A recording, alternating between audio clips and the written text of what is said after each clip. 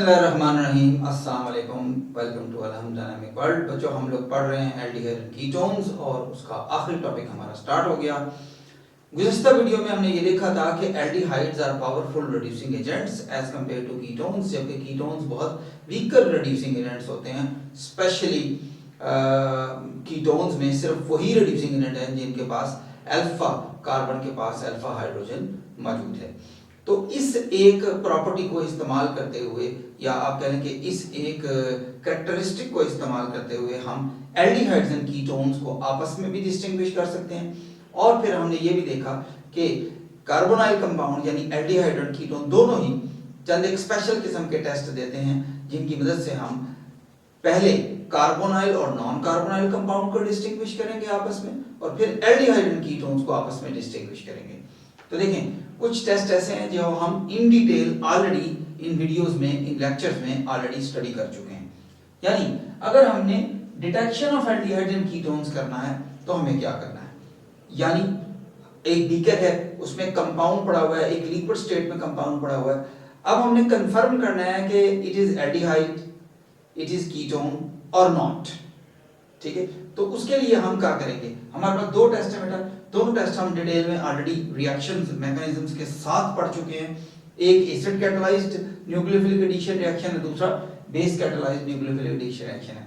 हम पढ़ चुके हैं कि एल्डिहाइड एंड कीटोन दोनों ही कन्वीनियंटली रिएक्ट कर जाते हैं एसिडिफाइड 2,4-DN पीएच के साथ, और येलो, ऑरेंज या रेड प्रेसिपिटेट बनाते हैं अकॉर्डिंग टू द सिचुएशन के वहां पर एल्डिहाइड या कीटोन कौन सा है।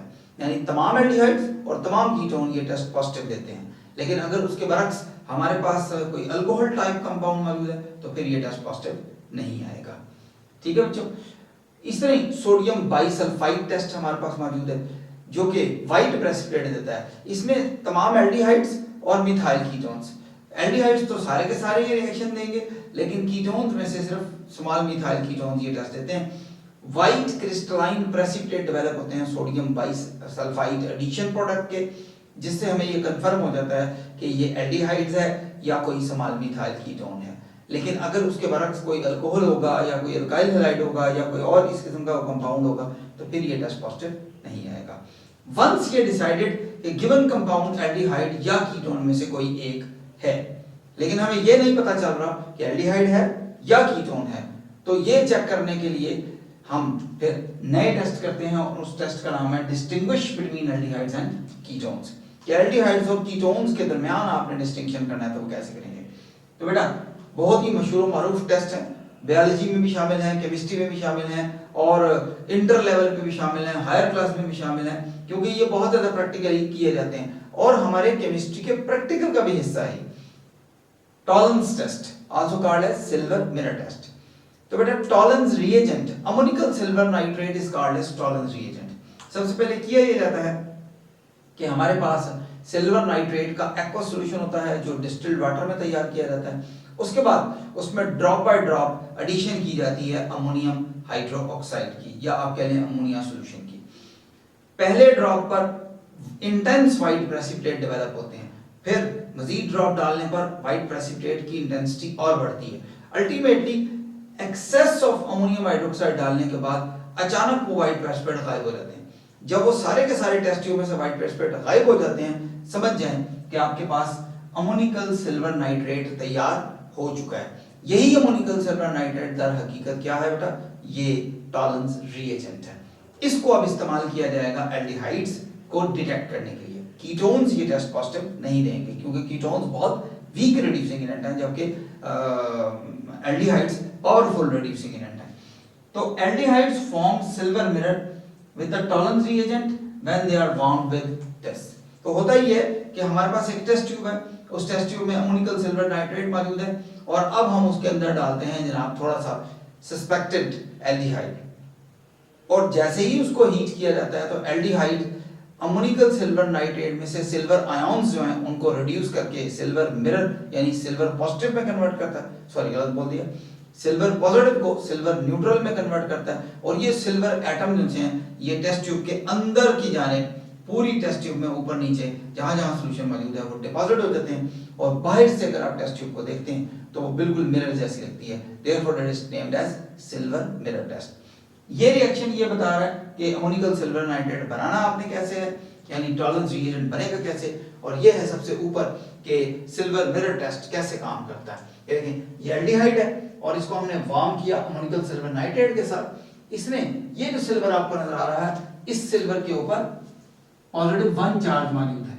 तो ये जो पॉजिटिव 1 चार्ज बेटा यहां नजर आ रहा है, ये जो एल्डिहाइड है ये इस सिल्वर 1 पॉजिटिव को रिड्यूस करेगा सिल्वर में, और ये सिल्वर मिरर की शक्ल में टेस्ट ट्यूब के अंदर की जानिब डिपॉजिट हो जाएगा, जबकि खुद ये ऑक्सीडाइज होकर अमोनियम कार्बोक्सिलेट में कन्वर्ट होगा, साथ एक अमोनिया का मॉलिक्यूल निकलेगा और वाटर तो डेवलप हो गई, आप जानते हैं। तो ये था बेटा ammoniacal silver nitrate test, also called as Tollens test. दूसरा टेस्ट है बेटा फेलिंग सॉल्यूशन टेस्ट। याद रखें कि फेलिंग सॉल्यूशन टेस्ट और बेनेडिक्ट सॉल्यूशन टेस्ट बिल्कुल एक जैसे हैं, लेकिन जो रिएजेंट है इस्तेमाल किया जा रहा है वो दोनों में डिफरेंट है। ये भी टेस्ट सिर्फ और सिर्फ एल्डिहाइड्स ने पॉजिटिव देना है। तो ये टेस्ट क्या है बेटा, ये हमारे पास फेलिंग सॉल्यूशन है। होता ये है कि हमारे पास कॉपर सल्फेट पेंटाहाइड्रेट मौजूद है, और कॉपर सल्फेट पेंटाहाइड्रेट में अब डाला जाता है बेटा सोडियम पोटेशियम टार्टरेट और सोडियम हाइड्रोक्साइड डाला जाता है ताकि सॉल्यूशन को अल्कलाइन कर दिया जाए। तो ये दर हकीकत ये देखें, ये कॉपर टार्टरेट कॉम्प्लेक्स है, बिस टार्टरेटो क्यूपरेट 2 आयन इसका नाम है। इसके बाहर सोडियम मौजूद होगा, ठीक है, और ये पूरा का पूरा एक्वा सॉल्यूशन में डिसॉल्व कर दिया जाता है। ये जो फेलिंग सॉल्यूशन नजर आ रहा है आपको, इसको जब रिएक्ट किया जाता है एल्डिहाइड के साथ, तो ये जो आपको दरमियान में कॉपर पॉजिटिव 2 नजर आ रहा था, हकीकत ये यहां पर हमारी किताब में कॉपर हाइड्रोक्साइड की शक्ल में लिखा हुआ है, रादर मुझे कहना चाहिए क्यूप्रिक हाइड्रोक्साइड की शक्ल में लिखा हुआ है। इस क्यूप्रिक हाइड्रोक्साइड को जब एल्डिहाइड से रिएक्ट किया जाता है, तो aldehyde being a powerful reducing agent converts this cupric यानी कॉपर पॉजिटिव 2 इनटू क्यूप्रस यानी कॉपर पॉजिटिव 1। तो कॉपर पॉजिटिव 2 से कॉपर पॉजिटिव 1 बन जाता है, और कॉपर 1 पॉजिटिव का ऑक्साइड डेवलप हो जाता है जिसको हम बोलेंगे क्यूप्रस ऑक्साइड। ये क्यूप्रिक है और वो क्यूप्रस ऑक्साइड है। Cuprous oxide brick red precipitate develop करते हैं। तो तमाम एल्डिहाइड एलिफेटिक एल्डिहाइड ये रिएक्शन बड़ी आसानी से कंडक्ट करते हैं। कीटोन्स ये रिएक्शन नहीं देते, यानी जैसे ही उनको फेलिंग सॉल्यूशन में डाला जाता है और थोड़ा सा वार्म किया जाता है, ब्रिक रेड प्रेसिपिटेट डेवलप होना शुरू हो जाते हैं। रेड्यूसिंग शुगर जिनको कहा जाता है वो भी यही करेंगे। अगर किसी कीटोन में अल्फा कार्बन पर हाइड्रोक्सिल ग्रुप मौजूद है, आई रिपीट, अगर किसी कीटोन में अल्फा कार्बन पर हाइड्रोक्सिल ग्रुप मौजूद है तो वो भी ये टेस्ट पॉजिटिव देगा, इसीलिए फ्रुक्टोज ये टेस्ट पॉजिटिव देता है। बेनेडिक्ट सॉल्यूशन टेस्ट, बेटा बेनेडिक्ट सॉल्यूशन टेस्ट और इस टेस्ट में फर्क क्या है? आप जरा इक्वेशन को देखें तो बिल्कुल सेम लिखी हुई है। उसकी रीजन ये है कि यहां पर भी कॉपर 2 पॉजिटिव आयन है, वहां पर भी कॉपर 2 पॉजिटिव आयन है। सिर्फ फर्क ये है कि ये कॉपर टार्टरेट कॉम्प्लेक्स है और वो कॉपर सिट्रेट कॉम्प्लेक्स है। तो होता यूं है, सोडियम सिट्रेट, सोडियम कार्बोनेट और कॉपर सल्फेट पेंटाहाइड्रेट का जो मिक्सचर है, it is called as Benedict solution and it is quite stable one. ठीक है, इसको काफी लंबे अरसे तक स्टोर करके रखा जा सकता है। जैसे ही आपका दिल करे या आपको महसूस हो कि जनाब हमने एल्डिहाइड को आइडेंटिफाई करना है, तो एल्डिहाइड को उसके अंदर डाला जाएगा और हीट किया जाएगा, ब्रेक रेड प्रेसिपिटेट बनेंगे। अगर ब्रेक रेड प्रेसिपिटेट डेवलप होते हैं जैसे नजर आ रहा है आपको, तो फिर आपका गिवन कंपाउंड एल्डिहाइड है, अदरवाइज वो कीटोन है। और आखिर में आ गया सोडियम नाइट्रोक्लोराइड टेस्ट। बेटा सोडियम नाइट्रोक्लोराइड का फार्मूला ये लिखा नजर आ रहा है, Na2FeCN5 टाइम्स NO। इसमें आयरन के ऊपर पॉजिटिव 2 चार्ज है, जबकि NO के ऊपर पॉजिटिव 1 चार्ज है। हर साइनाइड के ऊपर नेगेटिव 1 चार्ज है, ठीक है। और ये एक ट्रांजिशन मेटल कॉम्प्लेक्स है, इसका अपना एक डेफिनेट कलर होता है। ये स्कारलेट रेड कलर के इसके क्रिस्टल्स होते हैं। इसको पानी में डिसॉल्व करने के बाद सॉल्यूशन बनाया जाता है। उसके बाद जब कीटोन को इसके अंदर डाला जाएगा तो कीटोन इसमें से नाइट्रिक ऑक्साइड को रिप्लेस करेंगे, मुझे कहना चाहिए नाइट्रोसाइल ग्रुप को रिप्लेस करेंगे, और फिर वाइन रेड या ऑरेंज रेड कलर के कलरेशन उसमें डेवलप करेंगे। प्रेसिपिटेट डेवलप नहीं होते, सिर्फ कलर। और याद रहे कि ये काम सिर्फ कीटोन्स करते हैं, एल्डिहाइड ये टेस्ट पॉजिटिव नहीं देते। वर्ड बच्चों हम लोग बात कर रहे हैं कार्बोक्सिलिक एसिड्स की, और कार्बोक्सिलिक एसिड का जो पोर्शन हमारे सिलेबस में मौजूद है उसका हिस्सा है physical properties, acidic strength and chemical reactions. तो सबसे पहले हम बात करते हैं बेटा physical properties of the carboxylic acids की। तो बेटा कार्बोक्सिलिक एसिड्स की हमारे सिलेबस में ये 4 फिजिकल प्रॉपर्टीज को डिस्कस किया गया है। सबसे पहले स्मेल यानी उसका ऑर्डर है। बेटा कार्बोक्सिलिक एसिड्स में जो पहले 3 मेंबर हैं यानी फॉर्मिक एसिड सबसे छोटा एसिड, एस्टिक एसिड जो कि विनेगर से डिस्टिलेशन से फाइंड आउट निकाला जाता है, और प्रोपियोनिक एसिड, ये इनके कॉमन नेम लिखेंगे। फॉर्मिक एसिड का मतलब है मिथानोइक एसिड, एस्टिक एसिड का मतलब है इथानोइक एसिड, और प्रोपियोनिक एसिड का मतलब है प्रोपेनोइक एसिड। ये बेटा सारे के सारे कलरलेस लिक्विड्स हैं, लेकिन they have a strong pungent smell, यानी विनेगर लाइक स्मेल होती है। आप अच्छी तरह से जानते हैं क्योंकि विनेगर असल में एस्टिक एसिड का ही सॉल्यूशन होता है। जबकि इनके जो अगले 3 मेंबर हैं यानी ब्यूटानोइक एसिड, पेंटानोइक एसिड और आगे हेक्सानोइक एसिड, ये भी समवट अनप्लेजेंट स्मेल रखते हैं। और इनसे जो हायर एसिड्स हैं क्योंकि उनका मॉलिक्यूलर मास खासा ज्यादा हो जाता है, इसलिए वो सॉलिड स्टेट में एग्जिस्ट करते हैं और उनकी वोलेटिलिटी भी बहुत पुअर हो जाती है, इसलिए उनकी स्मेल बहुत कम हो जाती है। By and large carboxylic acids pungent smell रखते हैं, विनेगर लाइक स्मेल रखते हैं, किसी की स्ट्रॉन्ग है, किसी की स्ट्रॉन्गेस्ट है और किसी की पुअर है, बस इतना ही फर्क है। अब आते हैं बेटा सॉल्युबिलिटी की तरफ। इंटरेस्टिंग बात यह है कि कार्बोक्सिलिक एसिड एक ऐसा फंक्शनल ग्रुप है और एक ऐसे कंपाउंड्स का मजमूआ है कि ये एक्वस सॉल्वेंट में यानी वाटर में भी डिसॉल्व हो जाते हैं और नॉन पोलर सॉल्वेंट में भी डिसॉल्व हो जाते हैं, अल्कोहल्स में भी सॉल्युबल हैं, कार्बन टेट्राक्लोराइड में भी डिसॉल्व हो जाते हैं, बेंजीन में भी डिसॉल्व हो जाते हैं, एसीटोन में भी डिसॉल्व हो जाते हैं, यानी polar and non polar solvents दोनों में डिसॉल्व हो जाते हैं। उसकी रीजन क्या है बेटा? उसकी रीजन बड़ी सिंपल सी है कि कार्बोक्सिलिक एसिड का जो फंक्शनल ग्रुप है उसमें R ग्रुप भी मौजूद है यानी अल्काइल ग्रुप जो कि नॉन पोलर हिस्सा है, और जो कार्बोक्सिल पोर्शन है COOH पोर्शन वो स्ट्रांगली पोलर है। तो पोलर और नॉन पोलर क्योंकि दोनों हिस्से मौजूद हैं इसलिए ये वाटर में भी डिसॉल्व हो जाते हैं, यानी पोलर सॉल्वेंट में डिसॉल्व हो जाते हैं और नॉन पोलर सॉल्वेंट में भी डिसॉल्व हो जाते हैं। दोनों को अलग-अलग डिस्कस करते हैं। एलिफेटिक कार्बोक्सिलिक एसिड की अगर बात की जाए तो जो फर्स्ट 4 मेंबर्स हैं they are very much water soluble, बड़ी आसानी से वाटर में डिसॉल्व होते हैं due to very strong hydrogen bonding, यानी इनकी हाइड्रोजन बॉन्डिंग वाटर के करीब है। फॉर्मिक एसिड का अगर बॉइलिंग पॉइंट चेक किया जाए तो फॉर्मिक एसिड का तो बॉइलिंग पॉइंट ही वाटर के बॉइलिंग पॉइंट के ऑलमोस्ट इक्वल है। Water 100, formic acid 101 degree Celsius, यानी इनकी सॉल्युबिलिटी इतनी ज्यादा है कि उनके बॉइलिंग पॉइंट भी, उनकी हाइड्रोजन बॉन्डिंग इतनी ज्यादा है और इतनी एक जैसी है कि उनके बॉइलिंग पॉइंट भी ऑलमोस्ट मैच होते नजर आ रहे हैं। ये स्ट्रॉन्गर हाइड्रोजन बॉन्डिंग की वजह से होता है। लेकिन जैसे जैसे मॉलिक्यूलर मास इंक्रीज होता है वैसे वैसे इनकी सॉल्युबिलिटी इन वाटर डिक्रीज होना शुरू हो जाती है। क्यों? उसकी रीजन बड़ी सिंपल सी है कि कार्बोक्सिल ग्रुप यानी COOH ग्रुप वो तो एक ही है और उसका साइज भी वही है, उसका मॉलिक्यूलर मास भी वही है, उसकी पोलराइजेबिलिटी भी वही है, लेकिन उसके साथ जो अल्काइल ग्रुप लगा हुआ है R ग्रुप वो साइज में आहिस्ता आहिस्ता बढ़ता चला जा रहा है। फॉर्मिक एसिड में वो हाइड्रोजन है, एस्टिक एसिड में वो मेथल ग्रुप है, प्रोपियोनिक एसिड में वो C2H5 ग्रुप है और इस तरह आगे बढ़ता हुआ वो साइज में ग्रो, यानी नॉन पोलर जो पोर्शन है उसका वो इंक्रीज हो रहा है जिसकी वजह से वाटर में सॉल्युबिलिटी उसकी डिक्रीज हो रही है। Solubility decreases due to the increase in the size of the non polar alkyl group. अब आता है बेटा carboxylic acid are also soluble in non polar solvent, जैसे मैंने आपको बताया कि कार्बन टेट्राक्लोराइड में, बेंजीन में, इस तरह के सॉल्वेंट में डिसॉल्व हो जाते हैं। और मजेदार की बात यह है कि जब इनकी मॉलिक्यूलर मास को डिटरमिन किया जाता है in the non polar solvents, chapter number 9 first year chemistry में जब हम पढ़ते हैं बेटा elevation in the boiling point, depression in the freezing point, lowering in the vapour pressure, और उन तमाम से हम फिर सोल्यूट की मॉलिक्यूलर मास फाइंड आउट करते हैं तो पता चलता है कि ये एज अ डाइमर एग्जिस्ट करते नजर आ रहे हैं। Molecular mass determination of the carboxylic acid in the non-polar solvent show that they exist as dimers, यानी जब ये नॉन पोलर सॉल्वेंट में डिसॉल्व होंगे तो ये डाइमर की शक्ल में क्यों एग्जिस्ट करेंगे? उसकी रीजन बड़ी सिंपल सी है बेटा, आपने चैप्टर नंबर 4 फर्स्ट ईयर में ये तो बात पढ़ी है कि एक नॉन पोलर सॉल्यूट एक पोलर सॉल्वेंट में डिसॉल्व किया जा सकता है due to dipole induced dipole forces called as Debye forces. लेकिन आपने ये नहीं पढ़ा कि एक पोलर सोल्यूट एक नॉन पोलर सॉल्वेंट में डिसॉल्व किया जा सकता हो।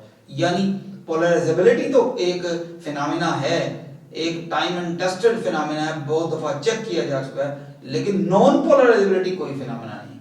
इसलिए जब इन पोलर कंपाउंड्स को, जो कि कार्बोक्सिलिक एसिड पोलर कंपाउंड है, इनको नॉन पोलर सॉल्वेंट्स में डिसॉल्व किया जाता है, तो ये जो अपना पोलर पोर्शन है यानी कार्बोक्साइल ग्रुप एक मॉलिक्यूल का और कार्बोक्साइल ग्रुप दूसरे मॉलिक्यूल का, ये दोनों आमने सामने आ जाते हैं और स्ट्रॉन्ग हाइड्रोजन बॉन्डिंग की वजह से ये आपस में जुड़ जाते हैं। यानी ये देखें, ये ऑक्सीजन इस हाइड्रोजन के साथ हाइड्रोजन बॉन्ड बना रहा है और नीचे वाली हाइड्रोजन सामने वाली ऑक्सीजन के साथ हाइड्रोजन बॉन्ड बना रहा है। यानी ये कार्बोक्साइल ग्रुप और वो वाला कार्बोक्साइल ग्रुप आपस में अटैच होकर न्यूट्रलाइज हो गए और अब इस पूरे मॉलिक्यूल को, जो कि दर हकीकत एक डाइबर की शक्ल में नजर आ रहा है, इसको गौर से देखें तो इधर वाला पोर्शन क्या जी, अल्काइल ग्रुप, बेटा इधर वाला पोर्शन क्या जी, अल्काइल ग्रुप, यानी उधर भी नॉन पोलर है इधर भी नॉन पोलर है, दोनों तरफ नॉन पोलर है। इसका मतलब ये हुआ कि यह बड़ी आसानी से non polar solvents like benzene, carbon tetrachloride वगैरह में डिसॉल्व हो जाएगा। तो ये था बेटा इनकी solubility. Let's come to the point about the boiling point. Their boiling points are relatively high due to their strong hydrogen bonding. किससे हाई है? तो बेटा इनके बॉइलिंग पॉइंट अल्कोहल से हाई है। अल्कोहल्स में भी हाइड्रोजन बॉन्डिंग होती है, कार्बोक्सिलिक एसिड में भी हाइड्रोजन बॉन्डिंग होती है। अल्कोहल्स के बॉइलिंग पॉइंट अल्केन से ज्यादा है, अल्केन्स में किसी किस्म की कोई हाइड्रोजन बॉन्डिंग नहीं है। देयरफॉर उनके बहुत लंबे चौड़े मेंबर्स जो है ना वो पहले गैस स्टेट में और बाद में लिक्विड स्टेट में, लेकिन अल्कोहल्स का तो आगाज ही लिक्विड से होता है, जबकि कार्बोक्सिलिक एसिड में तो चंद एक लिक्विड है और बाकी सारे सॉलिड स्टेट में एग्जिस्ट करते नजर आ रहे हैं। They have very high boiling points as compare to alcohols which have higher boiling point than alkanes. Melting point. Melting point का बात जो थी ना वो थोड़ी सी डिफरेंट है। मेल्टिंग पॉइंट उस तरह इंक्रीज नहीं होता जिस तरह के बॉइलिंग पॉइंट इंक्रीज होता है। कहीं फॉर्मिक एसिड का बॉइलिंग पॉइंट कम है तो एसिटिक एसिड का ज्यादा है, तो प्रोपियोनिक एसिड का उससे ज्यादा है, तो ब्यूटानोइक एसिड का उसके ज्यादा है, एटसेट्रा।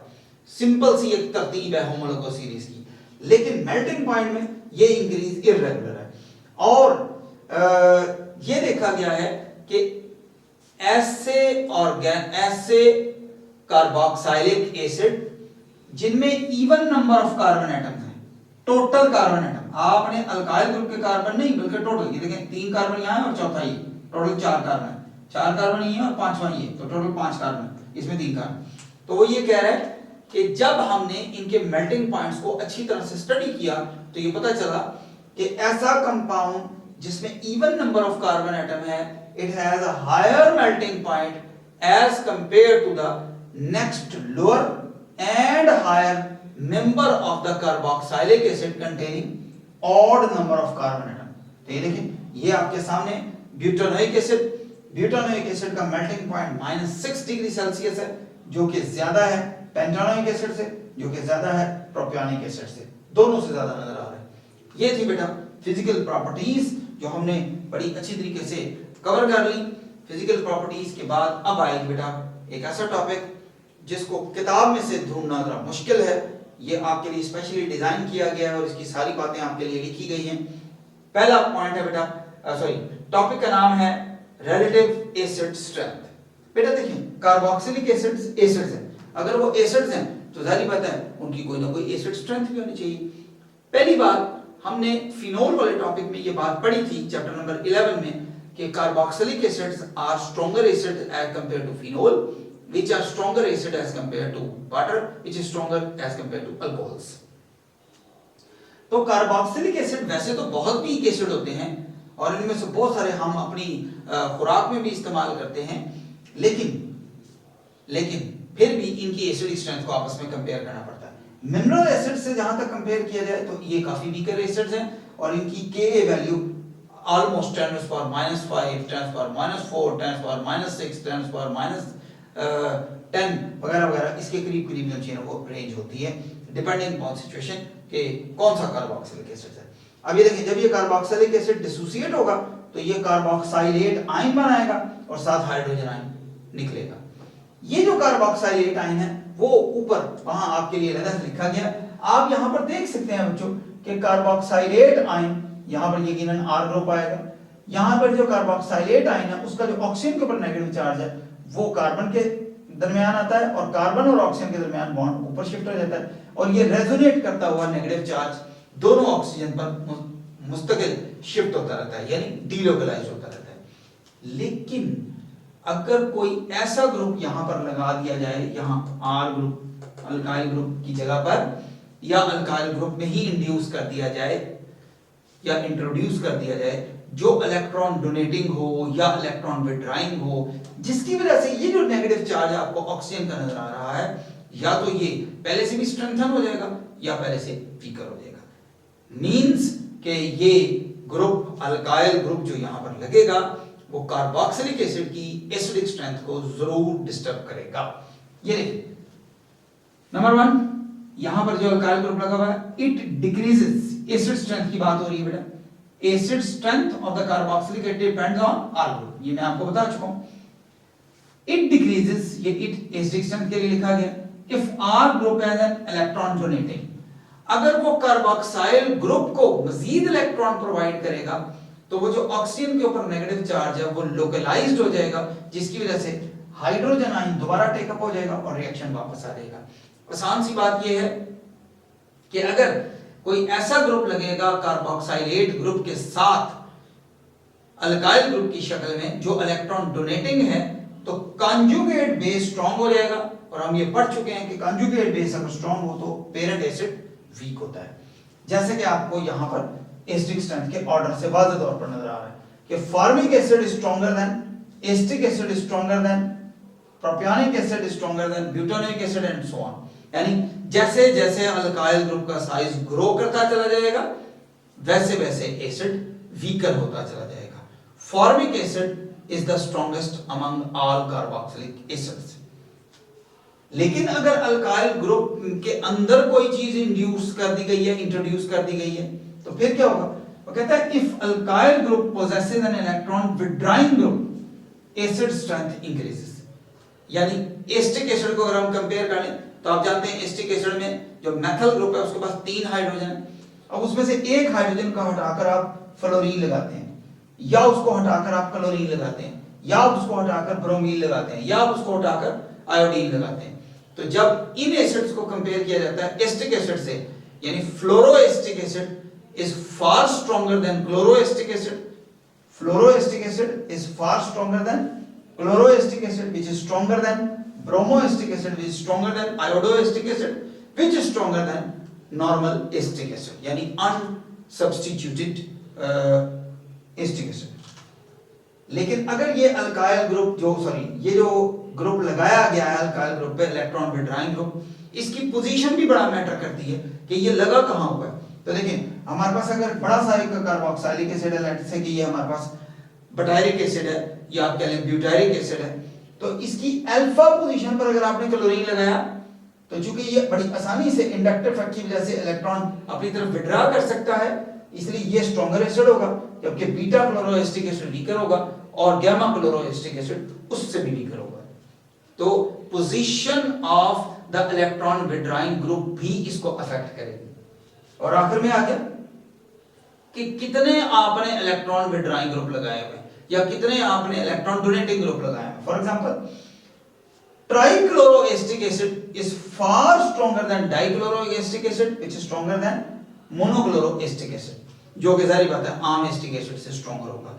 यानी पहले आपने एक हाइड्रोजन को रिमूव किया और मोनोक्लोरोएसिटिक एसिड बनाया, फिर आपने दूसरी हाइड्रोजन को रिप्लेस कर दिया, डाइक्लोरोएसिटिक एसिड बना लिया, फिर तीसरी को भी रिप्लेस कर दिया और ट्राइक्लोरोएसिटिक एसिड बना लिया, जिसकी वजह से एसिडिक स्ट्रेंथ बड़ी तेजी से बढ़ती चली जा रही है। यही हाल अगर आप सिंपली ब्यूटानोइक एसिड के जो आइसोटोप्स हैं उनको आप गलत बोल दिया, ब्यूटानोइक एसिड के आइसोमर्स को अगर आपस में कंपेयर किया जाए तो फिर उसकी एसिडिक स्ट्रेंथ कुछ इस तरह से आएगी। ये देखिए अगर हमारे पास मौजूद है CH3 CH2 CH2 COOH, ये हमारे पास मौजूद है, यानी सिंपली नॉर्मल ब्यूटानोइक एसिड है। This normal butanoic acid is far stronger then this acid, जो कि आपको नजर तो आ रहा है ब्यूटानोइक एसिड ही, लेकिन कार्बन तो 4 ही हैं। लेकिन अब आप देखें कि इस कार्बन पर 2 मेथल ग्रुप एक साथ मौजूद हैं जो इलेक्ट्रॉन डोनेटिंग ग्रुप है, ठीक है, जिसकी वजह से इसकी एसिडिक स्ट्रेंथ कम हो जाती है, ठीक है। इसको आप ब्यूटानोइक एसिड कह रहे हैं या ब्यूटारिक एसिड कह रहे हैं और इसको आइसोब्यूटारिक एसिड कह रहे हैं। तो आइसोब्यूटारिक एसिड वीक एसिड हो गया। तो ये थी बेटा एसिडिक स्ट्रेंथ। अब एसिडिक स्ट्रेंथ के बाद हमारी बात शुरू होगी बेटा रिएक्शंस ऑफ कार्बोक्सिलिक एसिड्स।